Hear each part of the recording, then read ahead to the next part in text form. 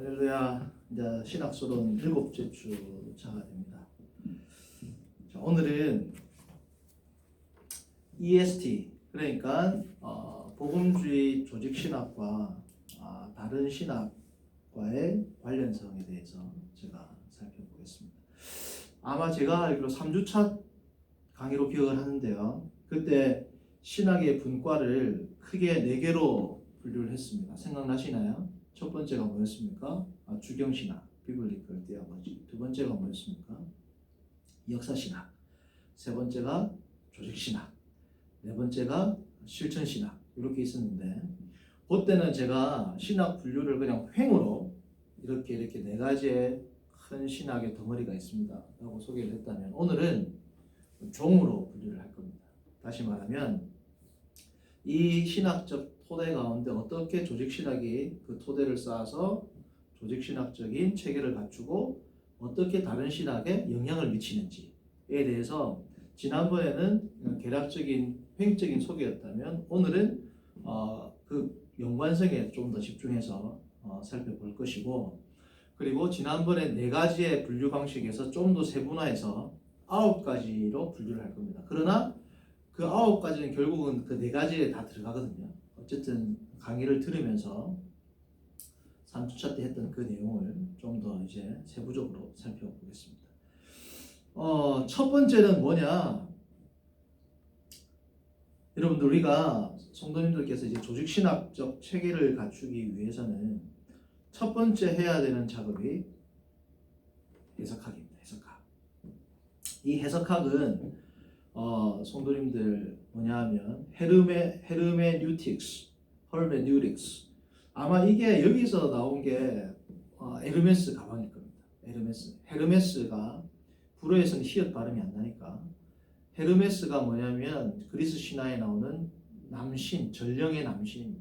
그러니까 전령의 남신이라는 건 뭐냐? 신들의 신탁을 인간들에게 해석해주고 인간들에게 전달해주는 그러한 역할을 담당했던 남자 신의 이름이 뭐라고요? 헤르메스입니다. 헤르메스. 헤르메스 가방은 왜 그 말을 이 세대를 해석한다 이런 건가? 어쨌든 그런 겁니다. 그래서 당시에 헬라어로 국경 지방에서, 예를 들면 우리로 말하면 중국이랑 북한 국경이 있겠죠. 예를 들어서 각 국경 접경 지역에서 국경에 있는 사람들은 아무래도 이쪽 언어와 이쪽 언어를 다 구사를 하기가 쉽죠. 그래서 그 국경에서 사람들에게 언어를 통역을 해주고 언어를 해석해 주는 사람들을 헤르메네우스, 그러니까 우스 하면 이게 남성 단수 주격이거든요. 그러니까 해석을 해주는 사람 이렇게 되겠죠. 헤르메네우스라 불렀어요. 그러니까 이 명칭에서 이 첫 번째 신학 분과에서 우리가 뭘 알 수 있나요? 가장 중요한이라는 거, 가장 첫 번째 단계, 우리가 신학을 체계화하고 조금 더 쉽게 성도님들이 성경을 보면서 내가 예를 들어서 하나님의 공의가 뭐냐, 하나님의 사랑이 뭐냐, 아니면 교회가 뭐냐 궁금하면 이제 성경을 통해서 연구를 해야 되잖아요. 그래서 그 연구를 할 때 첫 번째 단계가 뭐냐? 해석학입니다. 해석학. 그래서 첫 번째 단계가 해석학인데, 그래서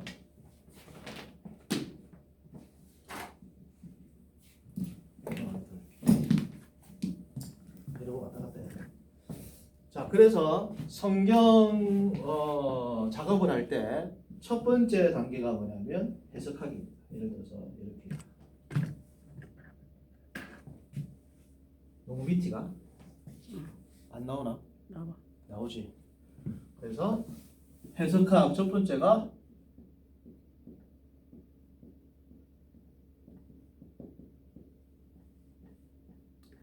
해석학이야. 어쨌든 첫 번째로 하는 게 해석학인데, 자, 그러면 이 해석학이란 건 뭐냐?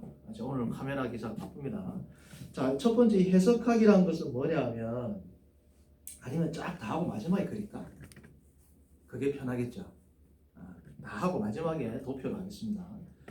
왔다 갔다 하는 게 더 좋긴 한데 우리 카메라 기사가 너무 힘들대요. 됐어. 그래서 여러분들 이 해석학에서 하는 첫 번째 작업이 뭐냐면 이 작업입니다. 지금 내가 보고 있는 성경에 예전에 제가 한번 이야기를 얼핏 지나가면서 했는데 장르가 뭐냐? 장르. 지금 10분이 시작했지. 오케이. 지금 내가 보고 있는 성경의 장르가 뭐냐? 정확한 장르가 나와야지 의미가 나오겠죠. 예를 들면 다시 한번 말씀드리지만 우리가 뉴스를 볼 때에 우리가 생각하는 것과 소설을 읽을 때 틀리단 말이죠.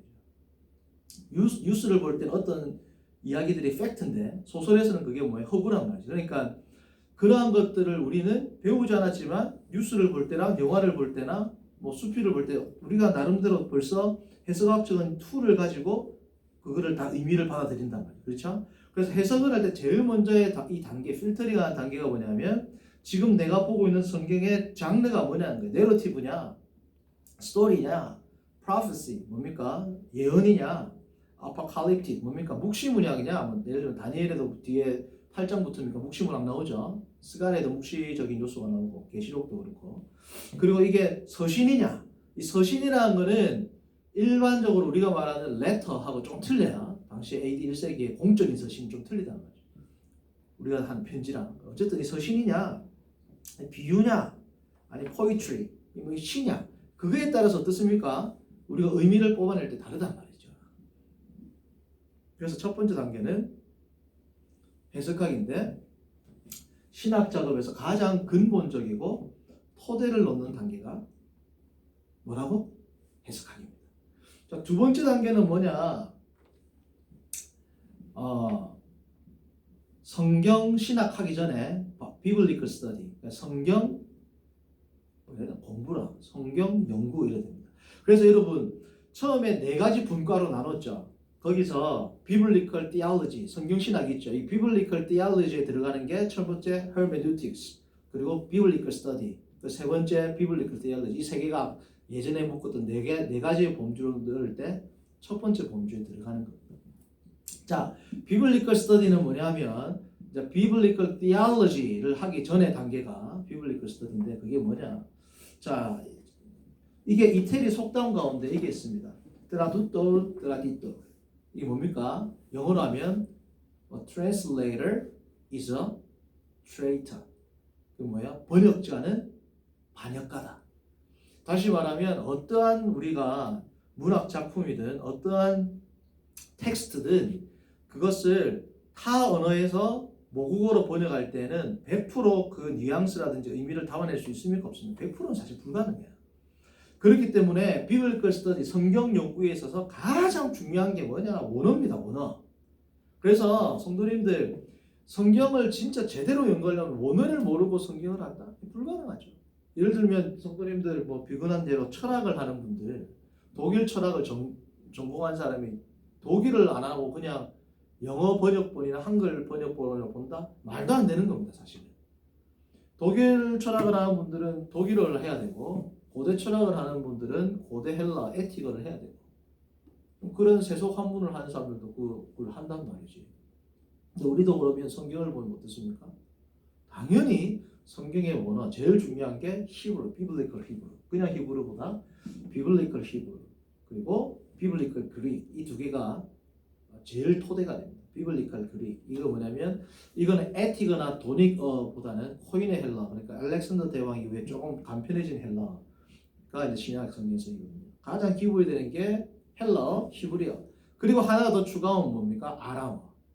그 저기 에스라라든지 아니면 저기 다니엘서라든지 이런 데 보면은 아람어로 기록된 성경이 조금씩 있거든요. 그래서 제일 토대가 되는 거는 헬라어, 히브리어 이 두 개만 해야 되는데 정말 깊이 하고 싶다. 그러면 이제 아람어까지도 하는 분들도 있습니다. 라틴어 같은 거는 이제 그거는 뭐 양념이고요.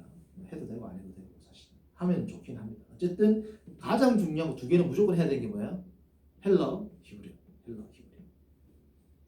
이거는 뭐 수학하기 전에 산수, 덧셈, 뺄셈, 곱셈, 나눗셈하고 똑같은 겁니다. 그러니까 이걸 안 하고 성경을 내가 진짜 깊이 연구하겠다. 말도 안 되는 거 사실은. 그래서 성도님들 희망을 가지시고 힘을 내시고 열정을 가지시고 기도하면서 우리가 몇 년 후에는 제가 이거 할 겁니다. 비블리컬 그릭, 비블리컬 히브리. 그래서 우리가 같이 성경을 한번 보자 이거죠. 자, 그 다음 뭐냐면 신텍스입니다. 신텍스가 뭐냐면 구문론이에요. 구문론. 성도님들, 이게 단순히 이렇게 헬라 히브리어를 그냥 단어 뜻 이렇게 해석하는 거하고, 구문이라는 건 뭐냐면 이 단어가 모여가지고 하나의 틀로 짜이죠. 짜이면은 이게 어떻게 문맥적으로 선훈지, 앞에 게 원인이고 뒤에 게 결과인지에 대해서 논리적으로 그리고 뭐냐면 이 구문론적으로 의미를 좀 더 깊이 정확하게 발견하기 위해서 하는 학문이 뭐냐면 신텍스 구문론입니다. 그러니까 요거 위에 게 비블리컬 그리크와 히브리어가 토대가 된 사람이 그 다음 하는 게 뭐냐면 신텍스라고. 신텍스. 예를 들어 한국말로 예를 들어 하였다, 이거는 뭐야? 과거죠. 과거. 그런데 미래를 쓸 때도 우리가 할 때 있습니다. 예를 들면 엄마가 사람들이 데서 자기 애가 떠들어요. 말을 안 들어. 비속어로 니 오늘 집에 가면 엄마한테 맞는다. 예를 들면 현재야. 근데 현재입니까 미래입니까? 되게 열받았어요. 정말. 니 오늘 집에 가면 이제 엄마한테 죽었다. 그건 뭐예요? 말은 없다 과거인데 뭐예요? 진짜 의미는 이 문장 안에서 뭐예요? 과거예요, 미래예요. 이런 것들을 밝혀내는 게 뭐냐면 신텍스입니다. 신텍스. 자, 그 다음에 지금 우리가 뭐 하는 거야? 첫 번째 해석학적으로 이게 토대를 놓는 이 장르가 뭔지를 알고 나서 그 비블리컬 스터디, 성경 연구로 들어가는데, 성경 연구에 제일 중요한 게 뭐야? 원어 연구. 그리고 원어 연구가 같이 신텍스까지 원어 연구죠. 그 다음에 이렇게 원어 연구를 하는 이유가 뭐야? 작가의 원래 의도를 알아내는 거예요. 그러니까 성도님들, 우리가 이제 큐티가 참 좋긴 한데 큐티의 위험성이 뭐야? 작가의 작가라고 하면 저자, 마태복음은 마태, 마가복음은 마가, 저자의 의도가 있죠. 저자의 의도를 밝혀내는 게 성경 연구에서 제일 중요합니다. 맞아요, 아니에요? 저자의 의도가 아니고 내 필요, 내가 가지고 있는 내 상황, 내 감동에 따라서 투사시키는 것. 그게 성경 해석에서 제일 위험한 거. 그러니까 성도님들, 우리가 저자의 의도를 밝히는 게 왜 중요하냐? 성도님들, 우리가 모세의 삶을, 모세의 오경 빼고 알 수 있습니까? 알 수 있는 방법이 있어요, 우리가? 모세가 어떻게 살았는지, 십계명의 내용을 우리가 출애굽기와 신명기를 빼놓고 십계명을 알 수가 있어요? 그러면 모세의 의도, 십계명의 진짜 뜻을 알려면 뭘 봐야 돼? 모세가 어떤 의도로 썼는지. 그러니까 모세의 의도가 곧 누구의 의도입니까? 성령 하나님의 의도입니다. 그게 유기적 영감성. 그게 이제 나중에 신학소론에서 제일 중요한 게, 신학소론 우리가 하고 있죠. 신학소론에서 제일 중요한 파트가 계시론입니다. 계시론. 계시론에서 다룰 거란 말이죠. 그러니까 모세의 의도를 아는 게 제일 중요한 1차적 자료고, 1차적 과업이고, 우리가 예수 그리스도를 아는데 마태, 마가, 누가, 요한 빼고 알 수 있어요? 모른단 말이죠. 그러면 마태, 마가, 누가, 요한을 읽을 때는 마태, 마가, 누가, 요한의 의도를 파악을 해야 된다. 맞아야 돼. 그 의도를 파악하기 위해서 하는 게 장르를 알아야 되고, 성경 원어를 보고 신텍스를 알고, 그래가지고 그 말의 정확한 의미를 뽑아내려고 본단 말이에요. 그게 중요한 겁니다. 뭐 마태복음은 내가 생각할 때 이런 뜻이, 이거보다 위험한 게 없단 말이에요. 60명의 사람이 있으면 자기가 생각한 뜻이 60개가 나온다고. 뭐가 진짜 the meaning은 뭐냐는 거예요. the meaning. 그래서 그것을 위해서 밝혀내는 게 뭐라고? 성경 연구입니다. 원어와 그리고 저자의 의도. 그래서 뭐예요? What they meant. 과거죠. they가 누굽니까? 저자들. 그들이 의도했던 바, 그들이 의미했던 바가 무엇이었느냐? 무엇이었느냐를 알아야 지금 내 삶에 적용이 돼야 안 돼요? 된단 말이에요. 근데 내가 그냥 내 상황에 바로 적용하려고 들어가니까 어떻게 돼요? 엉망진창이 된단 말이에요. 엉망진창. 그러니까 니뿔내뿔 돼버린단 말이에요. 이 의미가. 그래서 이게 해석학 책에서 엄청 중요한 텍스트가 뭐냐면 케빈 벤 후저라는 분이 썼던 이 텍스트에 의미가 있는가라는 책이 있습니다. IBP인가 거기서 나왔어요. Is there a meaning in this text? 이 텍스트에 의미가 있는가? 뭐 그래 어쨌든 그래서 제일 중요한 게 뭐냐면 저자가 무엇을 의도했는가? 그걸 알아야 지금 나는 내 삶에 어떻게 적용할 수 있는가? 그죠? 그러니까 what they meant가 먼저 나와야 what it means today가 나온단 말이에요. 그죠? 자, 그런데 이 biblical study하고 바로 알아보겠지만 biblical theology, 다시 말하면 성경 연구와 성경 신학의 가장 큰 차이가 뭐냐 이겁니다. 성경 연구는 analytical principle, analytic principle, 그러니까 분석적이지 not synthetic, 종합적인 건 아닙니다. 그러니까 어떤 차이가 있냐면 마태복음을 보면 10장 1절부터 뭐 10절 봤다. 10장 1절부터 10절은 이 뜻이구나.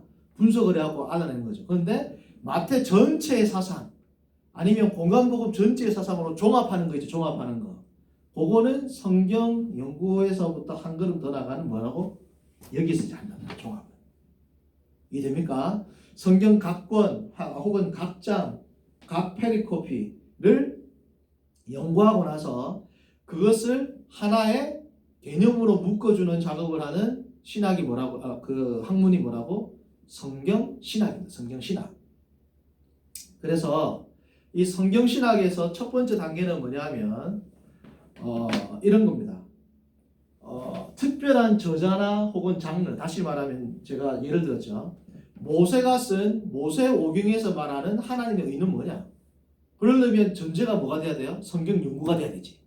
창세기, 출애굽기, 레위기 각 권 연구를 해야 되죠. 그래야지 모세오경 전체에 나타난 하나님의 의에 대한 관점을 알 수 있겠죠. 하나님의 의와 공평, 하나님의 의와 공의의 공통점과 차이점이 무엇이냐? 모세오경에서 나타나는. 그러려면 어떻게 해야 돼? 각 권을 연구하고 비블리컬 스터디를 같은 상태에서 비블리컬 티올로지로 어떻게 종합화하는 작업을 해야 된다는 겁니다. 성도님들 이해됐습니까? 혹은 장르, 선지서, 저기 어디입니까? 저기 이사야부터 저기 말라기까지 이르는 전체 대선지서와 소선지, 예를 들면 대선지서 그리고 소선지서에서 말하는 예를 들면 소망이 뭔지, 남은 자가 뭔지를 알려면 각 권을 하고 나서 대선지서, 소선지서에서 나타나는 남은 자 사상 이렇게 나오겠죠. 아니면 시문학, 시편, 욥기, 시편, 잠언에 나타나는 하나님의 의가 뭔지 이와 같이 각 권에서 하나로 이제 개념으로 synthesize, 종합화하는 작업을 뭐라고 한다고요? 성경 신학이라고 합니다. 자, 그래서 이 성경 신학에서 과학은 뭐냐면 아까 성경 연구는 저자의 의도가 무엇인지를 파악하는 것에서 거쳤다면 이건 이제 저자의 의도를 파악한 것에서 이걸 묵조 하나로, 예를 들면 바울에서 로마서 10장 1절에서 10절까지의 바울의 의도가 뭔지 알겠죠? 그러면 그거를 로마서 전체를 보고 그리고 바울이 쓴 모든 책을 다 보고 다 연구를 해가지고 종합을 하면 어떻게 됩니까? 바울이 말하는 what is theological emphasis? 바울의 진짜 신학적인 강조점이 예를 들면 그리스도로 말미암는 의, 그리스도 안에 거하는 삶, 성령, 바울이 말하는 성령의 신학적인 뜻은 뭐냐? 바울이 말하는 성령은 뭐냐? 바울이 말하는 하나님의 의는 뭐냐? 바울이 말하는 구원은 뭐냐? 바울이 말하는 율법은 뭐냐? 그걸 알려면 어떻게 해야 돼요? 바울이 쓴 하나의 책만 보면 안 되잖아. 그죠? 전체 책을 보고 바울이 말하는 율법은 이거구나 라는 것을 종합해서 이제 바울이 말한 전체적인 뜻을 그 개념을 파악하는 게 뭐라고요?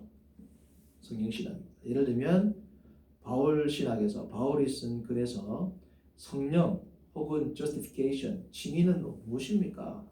혹은 바울이 보는 예수 그리스도의 재림에 대한 관점은 뭡니까? 와 같은 것이 이제 성경신학의 과학이 됩니다. 그래서 반대로 바울 신학 쭉 보고 나서 이렇게 나오는 것처럼 또 반대로 우리가 연구할 수 있어요. 예를 들면 하나님을 경외하는 삶, 하나님을 경외하는 삶이 뭔지 내가 궁금하면 뭐 어떻게 해야 돼? 하나님을 경외하는 삶이 뭐예요, 목사님? 이렇게 물어보지 말고 하나님을 경외하는 삶이 뭔지를 성경에서 찾으면 제일 정확하겠죠. 그럼 하나님을 경외하는 삶, 하나님을 두려워하는 것, 하나님을 경외하는 것이 무엇인지를 알려면 하나님을 경외하는 삶이라고 쓰여지는 본문을 다 찾아보면 돼. 그렇죠? 자, 그러면 하나님을 경외하는 삶을 내가 성경을 쭉 보니까 어떤 성경에 집중을 하면 하나님을 경외하는 삶을 알 수 있을까? 이제 예를 들면 창세기부터 계시록까지 보면 제일 정확하겠지. 예를 들면. 근데 그렇게까지 너무 범위가 큰데 처음에 이제 내가 연구를 할 때는 어떻게 하냐? 하나님을 경외하는 삶을 보니까 잠언에 제일 많이 나오더라. 그러니까 잠언과 시편, 욥기, 시편, 잠언, 전도 이 네 개를 지혜 문학이라거든요. 이 지혜 문학, 욥기, 시편, 잠언, 전도를 보니까 하나님을 경외하는 삶이라는 표현이 성도님들 이 네 권에 나오는 표현이 나머지 신구약 전체를 합한 것보다 더 많이 나옵니다. 하나님을 경외한다. 그러면 하나님을 경외하는 삶을 보려면 뭘 연구하면 돼? 욥기, 시편, 잠언, 전도를 파면 된다. 그죠? 그럼 하나님을 경외하는 삶이 무엇인지가 어떻게 돼요? 도출이 된다. 이게 원래 전통적인 의미의 성경신학이었어. 전통적인 의미. 요즘에는 이제 한 50년 전부터 이제 어떤 운동이 있냐면 제가 3주차 때 성경신학을 이야기할 때 강조했던 것처럼 바울에서 말하는 칭의, 바울에서 말하는 성령이 뭔지에서 더 확대돼 가지고 이제 뭐냐면 신약 성경에서 말하는 성령은 뭐냐? 아니면 구약 성경에서 말하는 성령이 뭐냐? 범위를 어떻게 해요? 더 확장해 가지고 묵죠. 심지어 요즘에는 성경에서 말하는 신구약 성경에서 말하는 칭의가 뭐냐? 이런 게 나오거든요. 그래서 신구약 성경에서 말하는 언약이 뭐냐? 신구약 성경에서 말하는 헤렘이 뭐냐? 신구약 성경 전체에서 나타나는 성전신학은 뭐냐? 신구약 전체에서 나타나는 땅의 의미는 뭐냐? 와 같이 구약과 신약을 통틀어 가지고 이제 성경신학 전체를 포괄적으로 종합하는 작업을 하는 것이 이제 오늘날 트렌드란 말이에요. 예전에는 이렇게 약간 범위가 좁았다면 그걸 어떻게 할 수 있느냐? 여러분 서점 가보십시오. 서점 가가지고 성경신학 섹션에 들어가 보면 성경신학을 다루고 있는 책들이 대부분이 예전에는 바울신학, 모세오경, 선지서 이래 나왔는데 요즘에는 어떻게 나오냐면 신약신학, 구약신학, 성경신학, 언약신학, 성전신학 이렇게 나오거든요. 그러니까 그게 이제 오늘날 트렌드인데 어쨌든 중요한 건 뭐다? 성경 전체를 포괄적으로 설명하는 그 과업을 가진 것이 성경신학이 된다. 이번 주 목요일 날부터는 이제 나머지를 해서 나중에 도표화해서 정리를 하겠습니다. 예, 다들 자, 마지막으로 정리할게요. 오늘 한 게 세 개가 뭐라고요? 예전에는 횡적으로 분류를 했는데 지금은 종적으로 분류를 하면서 조직신학이 어떤 토대 위에 세워지고 어떻게 다른 신학 분과에 영향을 미치는지에 대해서 알아보고 좀 더 구체적으로 알아보는 시간인데 세 가지였습니다. 첫 번째가 뭐였습니까? 해석학, 헤르메뉴틱스. 두 번째가 비블리컬 스터디, 성경 연구. 세 번째가 비블리컬 디아올로지고요, 성경 신학이었습니다. 다음 주 이번 주 목요일부터는 이제 조직 신학부터 해가지고 역사 신학 해가지고 쭉 나머지 것들을 알아보겠습니다. 네, 수고하셨습니다.